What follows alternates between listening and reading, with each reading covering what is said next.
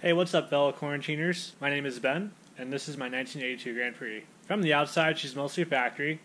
The biggest change I've made is to install IROC wheels on it, and that's just pure racing heritage right there. You can see that she has a hood ornament, so you know that she's classy too. She's also shiny enough to satisfy all of your boomer friends. Moving to the rear of the car, you can see that she's got this great grandma-approved soft top cover, so you know that she's going to be a factory ripper. Moving to the back of the car, you can see that the taillights have that fancy hood ornament on them too, so you can tell that she's really classy from the rear too. And if you go ahead and uncover the gas cap, you can see that she runs on ethanol, so she's good for the environment too.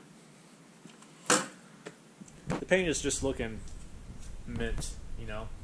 The factory paint has these naturally occurring dimples on it, so you know that it's got some character to it. On the side of the car, you can see that the paint has been naturally ribbed for your viewing pleasure. The top of the car has even more character than the rest of the car. Look at all that character. It's hard to see from the front, but this car has a big air-to-air intercooler in the front of it, and you really have to look for it, but it's there.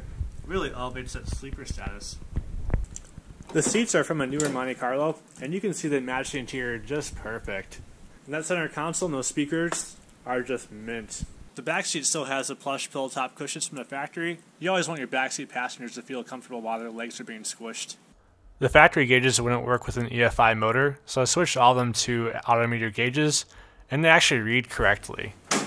I installed what I think is one of YouTube's most underrated motors, and really its only downfall is that it came in front-wheel drive cars with a glass transmission. If you were to take that motor out and put a rear-wheel drive transmission in it, and then put in a better platform, then you probably did a better job than what I did here. Under the hood, she has a 3000 Series 2 engine in here. This engine is being fed by a whole-set HX35 turbo from a 12-valve Cummins, so you know she's going to be reliable. So far, she's seen up to 20 pounds of boost, but I'm currently running her a little bit lower than that. She's even got working air conditioning. I made this AC compressor bracket from an aluminum door I found at the scrapyard. I'm using the stock PCM from a 98 Grand Prix, and I'm tuning it with digital horsepower, which is basically like HP tuners, but without credits.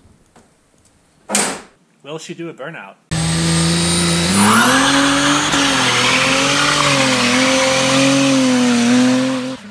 Well, she's only got one leg, but she sure knows how to use it. It has two 41 gears in the stock rear end, and with the factory 10 bolt, you know that sparks are going to fly when she finally takes off. The brakes in the car have been upgraded. In the front it has Blazer knuckles with dual piston calipers, and then the rear has 4th generation F-by disc brakes. But does it sound good?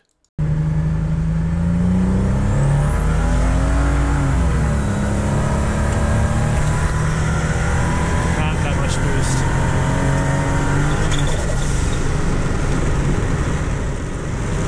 You tell me.